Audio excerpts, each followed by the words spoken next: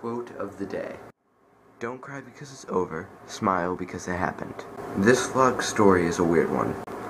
Lately, as most of you know, there's been a bunch of that cannibalism and everything. It's weird, but I'll start with the guy who ate the other guy's face while he was on drugs. I think it was bath salts. Well, this is a similar story. A lady stole a wig from a wig shop, and the two owners ran after her. She then bit one of the owner's arms, tore off skin, and then spit it in his face.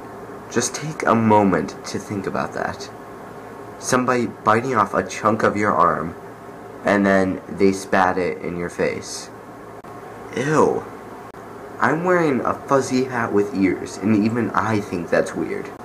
Maybe a zombie apocalypse is coming.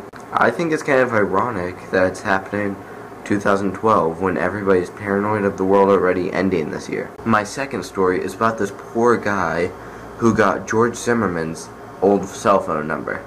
For those of you who don't know, George Zimmerman is the man who shot and killed Trayvon Martin in February. The second this man activated his new cell phone, he was blown up with calls, day and night.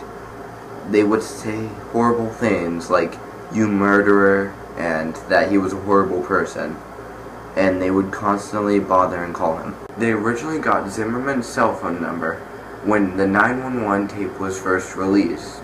Eventually, he just gave up and got a new cell phone number, and then T-Mobile gave it to this other man who is now constantly being harassed by people who think it's Zimmerman.